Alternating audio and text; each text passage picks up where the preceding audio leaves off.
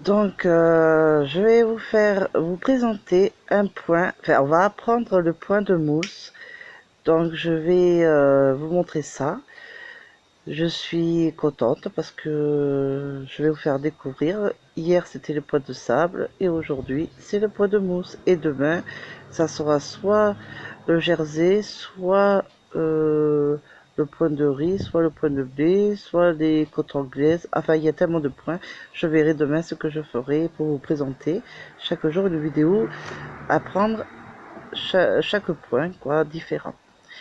Donc là, aujourd'hui, c'est le point de mousse. Donc je le mets en place et à de suite pour le point. Voilà, je me suis mis en place. Alors, comme vous voyez, j'ai fait que 10 mailles.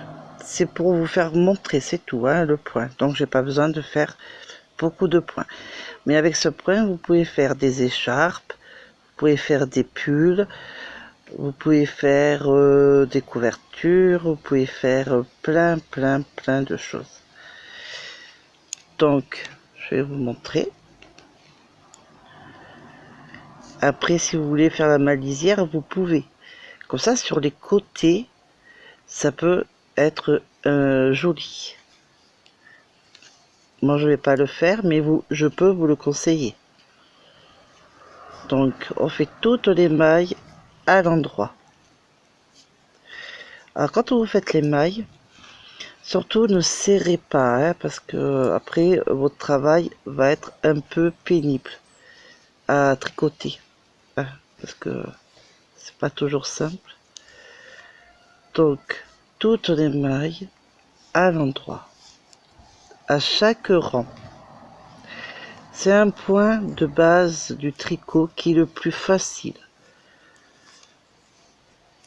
Mais pour les débutants qui ne le connaissent pas, ben voilà, je vous le montre. Là. Alors le début, c'est comme ça.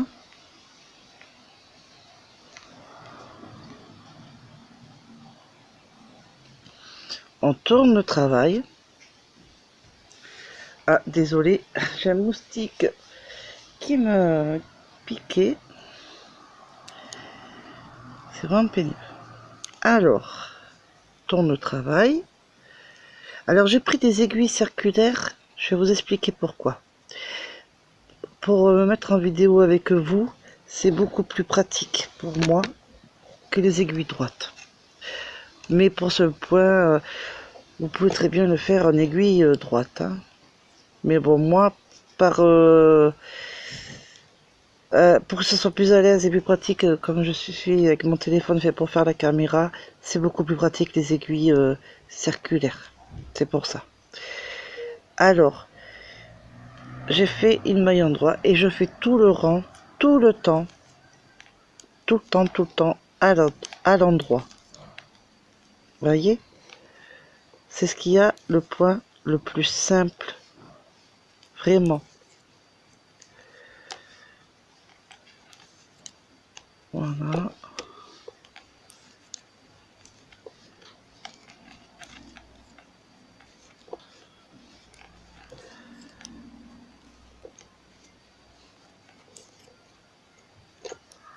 Donc, on tourne le travail.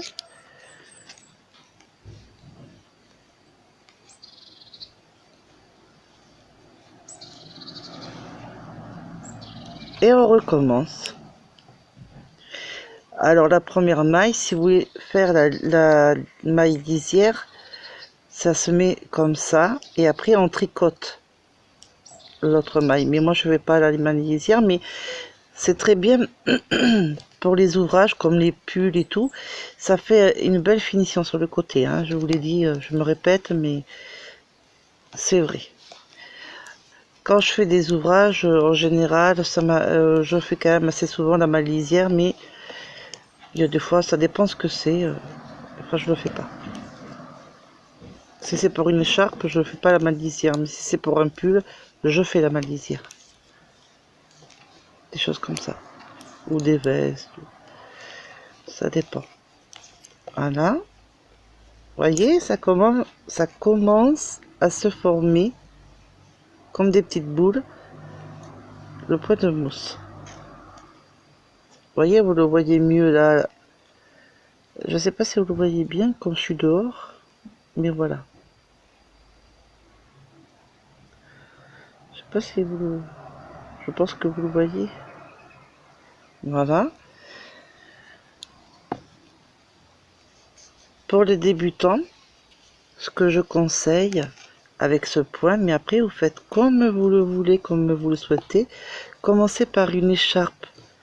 En fait, l'écharpe, c'est la base du débutant pour commencer à tricoter et avec le point mousse. Tout le monde passe par là, en général. Je suis même passé par là moi-même. Hein. J'ai tricoté à l'âge de 10 ans et avant de faire mes deux pulls à l'âge de 10 ans, j'ai commencé par une écharpe. Hein. Comme tout le monde. Alors là, je tricote avec les aiguilles circulaires 5,5 avec une pelote 4. Parce que quand on fait une pelote 4 et qu'on fait une au-dessus, ça rend le travail plus souple. Enfin, pour moi, c'est comme ça. Après, chacun fait comme il veut. Il y en a qui font en dessous. Si j'aurais fait 4, il y en a qui auraient fait 3, 3,5. Moi, je le fais à 5,5 quand c'est une pelote 4 parce que je trouve le travail vraiment souple, vous voyez. Donc, c'est pour ça. Et ça le rend le travail aéré. Et ça le rend très beau. C'est pour ça. Donc, je fais encore quelques rangs, quand même. Mais c'est à répétition, donc je me dis, il n'y a pas tellement beaucoup de rangs à faire parce que vraiment, ce n'est pas compliqué. Vraiment. J'espère que ce tuto vous plaît. De tous les jours, un point différent à apprendre. Je n'ai pas encore fini ma couverture au point granit, mais dès qu'elle est terminée, je vous la ferai voir. Et vous verrez comment ça sera joli. Et ça commence à être bien joli même d'ailleurs. Mais tant qu'elle n'est pas finie, je vous la fais pas montrer. Quand elle sera finie, je vous la ferai montrer. Et je vous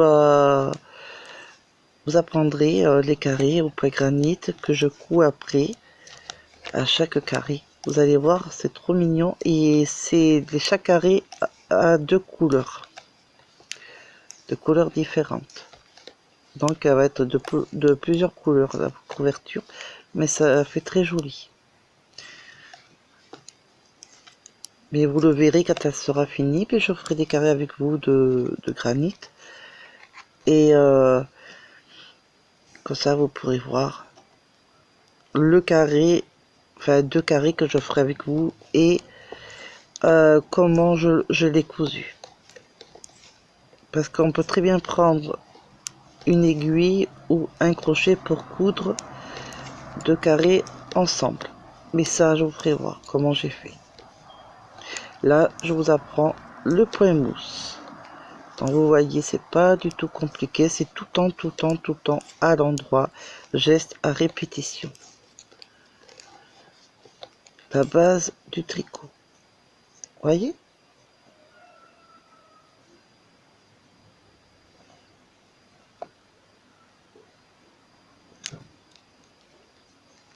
Et il y a l'avant et il y a l'arrière. Là, je crois que c'est l'avant. Et là, non, là l'avant. Autant pour moi, excusez-moi, je dis des bêtises. Et là l'arrière. L'arrière a toujours un rang de plus que l'avant. Si je commence à vous dire des bêtises, ça va pas le faire. Désolé. Voilà. On continue tout le temps. Donc je vous conseille pour une écharpe ou autre, hein, bonnet ou quoi que ce soit que vous voulez faire, et que ce soit au point mousse.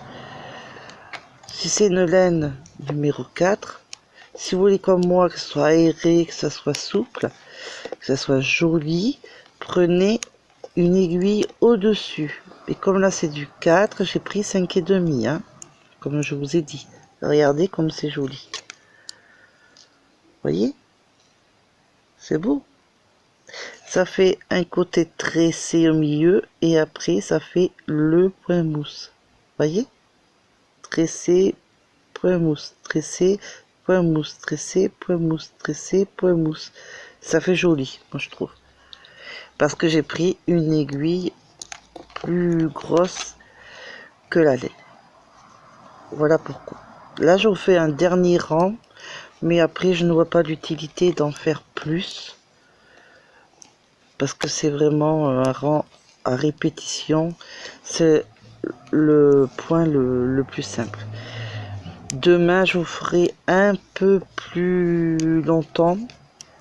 Parce que si, par exemple, je fais le jersey ou, par exemple, les... Oh, désolé, vous entendez mon chien. Les côtes anglaises.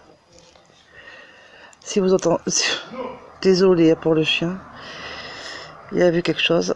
Si je vous présente la côte anglaise, il faut quand même quelques rangs pour voir bien comme il faut le point. Ce que je vous ferai. D'accord, le jersey encore, ça peut aller quelques rangs, mais quand c'est des côtes anglaises, il faut quand même faire quelques rangs pour que vous voyez quand même comme il faut comment ça se présente. Ce que je vous ferai sûrement demain. Donc voilà le point mousse. Très beau. Génial. Donc je vais vous laisser. Je vous dis à demain pour une prochaine vidéo et j'espère que cette vidéo vous aura plu et que le point vous aura été satisfait. Bonne journée.